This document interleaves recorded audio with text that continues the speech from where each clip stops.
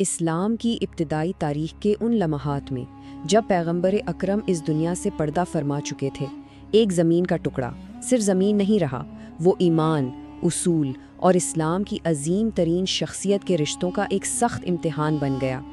یہ کہانی ہے ایک باغ کی جس کا نام تھا فدق۔ سوچئے، اسلام کی تاریخ کے سب سے نازک دور میں جب امت اپنے رہنما کے سائے سے محروم ہوئی تھی، ایک باغ، زمین کا ایک چھوٹا سا ٹکڑا کیسے ایک وراثت کا سوال بن گیا، اور پھر آنے والی تمام نسلوں کے لیے ایک امتحان۔ آخر اس باغ کی، اس وراثت کی اور اس امتحان کی حقیقت کیا تھی؟ آئیے وقت میں پیچھے چلتے ہیں، اس دور میں جب پیغمبر اسلام محمد الرسول اللہ صلی اللہ علیہ وآلہ وسلم اس دنیا سے رخصت ہو چکے تھے۔ مدینہ کی فضا سوگوار تھی، مسلمان امت غم میں ڈوبی ایک نئے دور کے بالکل آغاز پر کھڑی تھی، اور ٹھیک اسی لمحے ایک سوال نے جنم لیا، وراثت کا سوال۔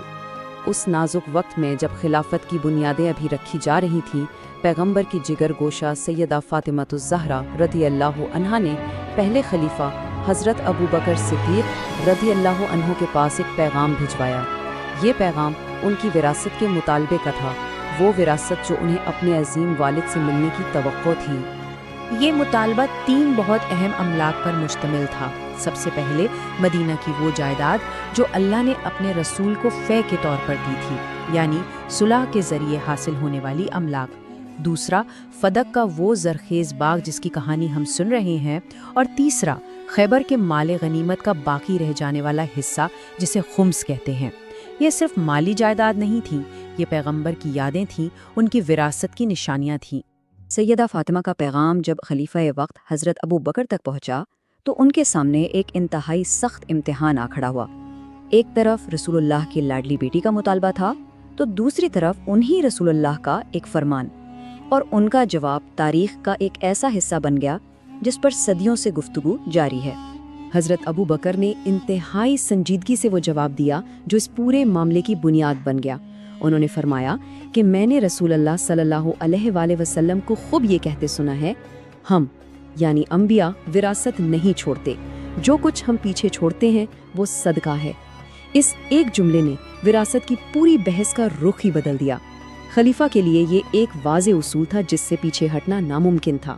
اس فرمان نے 2 طرح کی وراثت میں ایک بالکل صاف لکیر کھینچ دی۔ دیکھیے، جہاں ایک عام انسان کا مال اس کے وارثوں، اس کی اولاد کی شخصی ملکیت بنتا ہے، وہیں انبیاء کا ترکہ ان کی اولاد کے لیے نہیں بلکہ پوری امت کے لیے ایک امانت، ایک صدقہ ہوتا ہے۔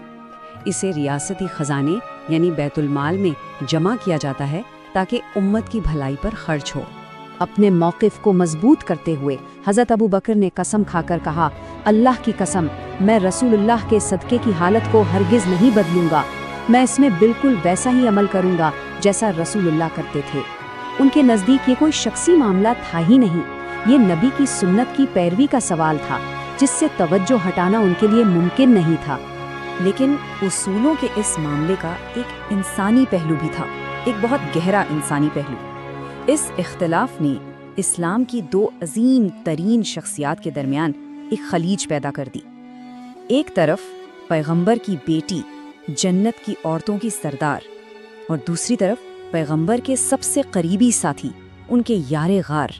روایت کے الفاظ اس لمحے کی کیفیت کو صدیوں بعد بھی ہم تک پہنچا دیتے ہیں۔ فوجدت فاطمہ علی ابی بکر، یعنی فاطمہ اس معاملے پر ابو بکر سے رنجیدہ ہو گئیں۔ اپنے والد کے وصال کا تازہ غم اور اس پر وراثت نہ ملنے کا احساس، یہ رنجش، یہ دکھ ایک گہری خاموشی میں تبدیل ہو گیا۔ سیدہ فاطمہ اس قدر دکھی ہوئیں کہ انہوں نے حضرت ابو بکر سے بات چیت کرنا چھوڑ دیا، اور یہ سلسلہ ان کی وفات تک، ان کی زندگی کے آخری لمحات تک جاری رہا۔ تاریخ نے ان لمحات کو محفوظ کر لیا جو اس واقعے کی سنجیدگی اور اس کے جذباتی اثر کو بتاتے ہیں۔ پیغمبر کے وصال کے بعد سیدہ فاطمہ اس دنیا میں صرف 6 مہینے اور رہیں۔ تاریخ ہمیں بتاتی ہے کہ یہ عرصہ غم، خاموشی اور تنہائی میں گزرا۔ ان کی خاموشی ایسی تھی جیسے پورے مدینہ کی فضاؤں پر ایک بھاری نہ ٹوٹنے والا سکوت طاری ہو گیا ہو۔ وقت کا پہیہ چلتا رہا اور اس خاموشی نے پورے 6 ماہ کا عرصہ لے لیا۔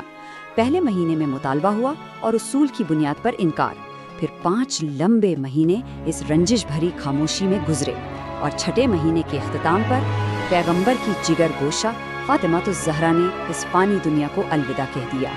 ان کی وفات کے بعد جو منظر پیش آیا وہ شاید اور بھی دل سوز تھا۔ رات کی تاریکی میں گنے چنے لوگوں کی موجودگی میں ان کے شوہر حضرت علی رضی اللہ تعالیٰ عنہ نے انہیں سپرد خاک کیا۔ انہوں نے اس کی اطلاع خلیفہ وقت حضرت ابوبکر کو دینا بھی مناسب نہیں سمجھا اور خود ہی ان کی نماز جنازہ پڑھا دی۔ یہ خاموش تدفین ان کے دکھ اور احساسات کی شدت کا سب سے بڑا اظہار تھی۔ اب دیکھیں، سیدہ فاطمہ کی زندگی میں حضرت علی کو لوگوں میں خاص مقام، ایک خاص اہمیت حاصل تھی، لیکن ان کی وفات کے بعد انہیں اچانک لوگوں کے چہروں پر، ان کے رویوں میں ایک تبدیلی محسوس ہوئی، ایک اجنبیت کا احساس، اور اسی احساس نے انہیں امت کے اتحاد کے لیے ایک بہت اہم فیصلہ کرنے پر مجبور کر دیا۔ حضرت علی نے محسوس کیا کہ اب وقت آ گیا ہے کہ اس خلیج کو پر کیا جائے اور بکھرتی ہوئی امت کو پھر سے جوڑا جائے، اور پھر انہوں نے مصالحت کی طرف وہ پہلا قدم بڑھایا جو آنے والی صدیوں کے لیے ایک مثال بن گیا۔ انہوں نے حضرت ابوبکر کو پیغام بھیجا کہ وہ ان سے ملنے آئیں، لیکن اکیلے آئیں۔ حضرت عمر کی موجودگی انہیں گوارا نہ تھی۔ اس تنہائی کی ملاقات پر حضرت عمر کو تشویش ہوئی اور انہوں نے ابوبکر کو اکیلے جانے سے روکا، لیکن حضرت ابوبکر کا عزم دیکھیے۔ انہوں نے کہا، وہ میرا کیا کر سکتے ہیں؟ اللہ کی قسم میں ان کے پاس ضرور جاؤں گا۔ اور پھر وہ ملاقات ہوئی۔ حضرت علی نے گفتگو کا آغاز کیا۔ انہوں نے پہلے حضرت ابوبکر کی فضیلت اور ان کے مقام کا پورا اعتراف کیا، لیکن پھر اپنے دل کی وہ بات کہی جو 6 مہینوں سے ان کے اندر پوشیدہ تھی۔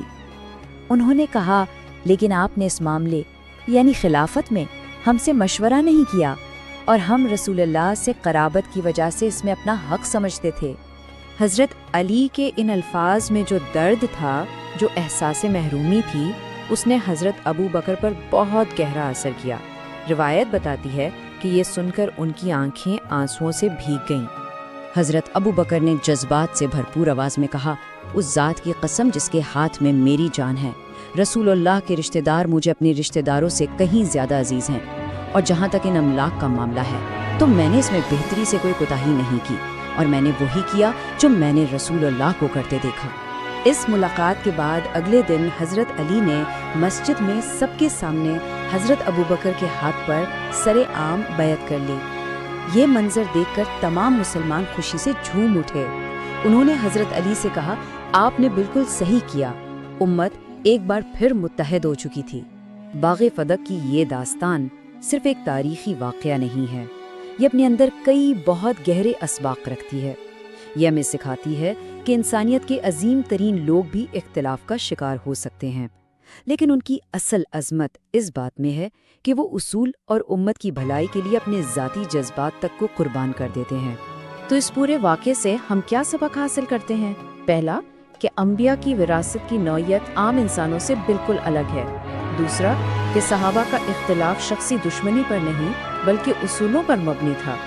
تیسرا، شدید اختلاف کے باوجود ان کے دلوں میں ایک دوسرے کے لیے احترام باقی تھا۔ اور سب سے بڑھ کر یہ واقعہ ہمیں سکھاتا ہے کہ امت کا اتحاد سب سے عظیم ہے، اور اس کے لیے مصالحت کرنا، صلح کرنا ہی اصل عظمت کی نشانی ہے۔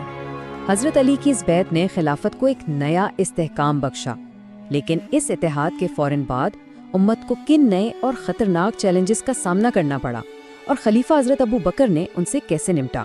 اس پر بات ہوگی ہماری اگلی قسط میں، خلافت کا استحکام۔